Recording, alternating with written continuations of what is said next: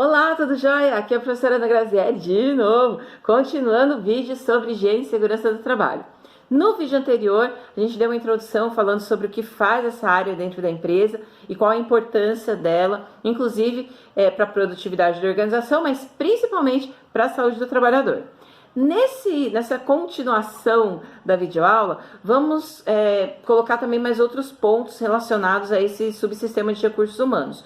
Um dos pontos que eu gostaria de iniciar falando, sobre o qual eu gostaria de iniciar falando, são os tipos de risco que existem dentro da empresa. Existem os riscos físicos, químicos e biológicos. E aí, dependendo de cada tipo de atividade, esse risco vai se manifestar de uma forma distinta para os empregados. Então, por exemplo, quando eu falo de um risco químico, eu estou falando de substâncias tóxicas, substâncias químicas que são utilizadas no ambiente de trabalho, pode ser inclusive para limpeza, mas também para a realização de algum tipo de atividade. Quando eu falo de riscos físicos, são aqueles riscos inerentes ao ambiente de trabalho físico, ruído, temperatura, umidade, calor, frio, enfim, iluminação, isso também referente, né? Se refere a algum tipo de risco que está presente no ambiente de trabalho. E os riscos biológicos, que são aqueles riscos que estão mais ligados, por exemplo, à contaminação do indivíduo por algum tipo de bactéria, algum tipo de vírus, algum outro tipo de micro-organismo que possa prejudicar a sua saúde. Lógico, tem ambientes que têm mais um risco do que outro, mas é sempre importante que se faça o mapeamento desses riscos para que a prevenção também seja feita. E aí, quem é responsável? Opa, caiu meu fone aqui. Quem é responsável por fazer esse mapeamento de riscos? Eu falei lá no outro vídeo da CIPA, da Comissão Interna de Prevenção de Acidentes. A CIPA, ela é regulamentada por lei, e tem aí um número de integrantes. Quantas pessoas tem que ter na CIPA? Esse número de integrantes também é definido por alguns critérios que estão estabelecidos na lei e que variam entre o grau de risco da empresa, de acordo com a sua atividade, e também o número de empregados que essa empresa possui. Mas além do pessoal da CIPA, que faz o levantamento de riscos, dá treinamento, conduz reflexões, faz aquela semana interna de prevenção de acidente de trabalho, a CIPAT, tem também o outro pessoal que, digamos assim, compõe o Departamento de Higiene e Segurança do Trabalho, que é o pessoal do SESMET, que é o pessoal especializado em segurança e medicina do trabalho. É quando a gente tem o técnico de segurança e medicina do trabalho, ou o engenheiro de segurança e medicina do trabalho, de segurança do trabalho, aliás. A gente tem o médico do trabalho, a gente tem o enfermeiro, o auxiliar de enfermagem. Tem que ter tudo isso, professora? Não precisa ter tudo isso. Não precisa se não estiver previsto na lei, porque aí você precisa também consultar as normas regulamentadoras, e essas normas é que vão dizer pra gente, de acordo com a quantidade de empregados, com o grau de risco da empresa, quantos integrantes tem que ter no SESMET e quais são esses integrantes. Dependendo do tamanho da empresa, empresas pequenas empresas, geralmente não é apontado, indicado um número de integrantes do SESMET obrigatório por lei. Mas aí a empresa responsável por isso, ela vai lá e contrata um serviço especializado que toma conta dessas atividades, entre aspas, toma conta dessas atividades, porque não existe terceirização da responsabilidade. Então, se o empregado ele se machucou dentro da tua empresa, você não pode colocar a culpa na empresa que você está terceirizando para fazer, digamos assim, os exames admissionais ou demissionais da sua organização. Então, a responsabilidade é da empresa, ela não é terceirizada, digamos assim. Então, uma coisa é o SESMET, que são os funcionários, né, os empregados mesmo, que trabalham na área de segurança e medicina do trabalho.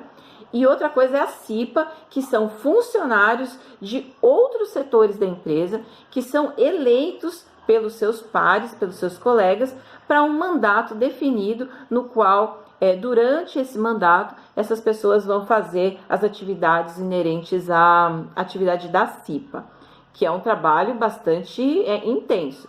Quando eu falo de fazer identificação de risco, você já deve ter reparado, né? Na empresa tem ali às vezes é do tamanho de uma folha de sulfite, às vezes maior, menor, enfim, mas tem pregado na parede da empresa ou nas paredes da empresa, certo deveria ser nas paredes, porque cada ambiente tem um tipo de risco distinto.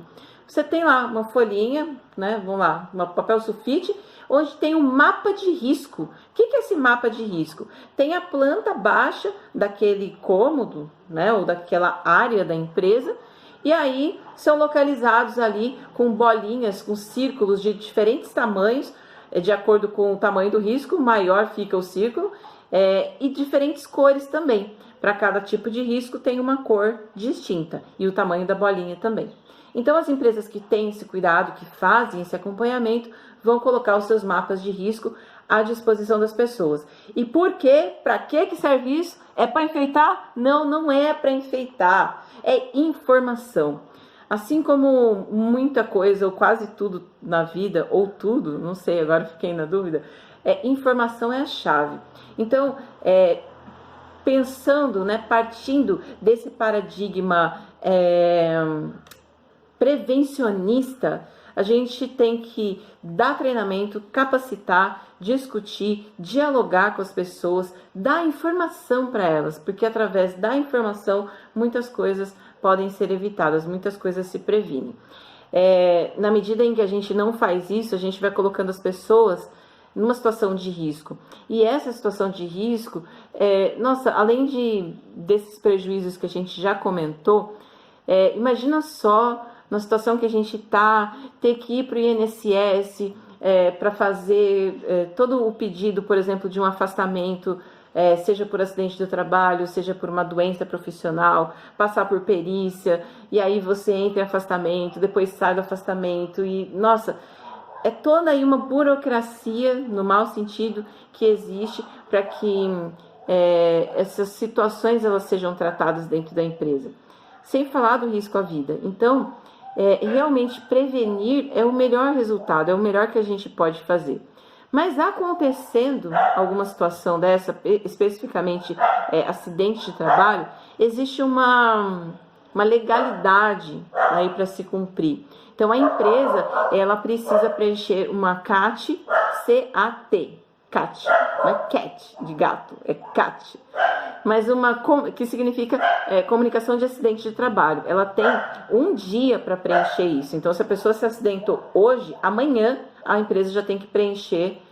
Isso tudo é feito online, logicamente. As empresas hoje fazem isso, as empresas mais preocupadas, digamos isso, assim, elas fazem isso no mesmo dia. Mas legalmente ela tem até um dia para fazer essa comunicação do acidente de trabalho.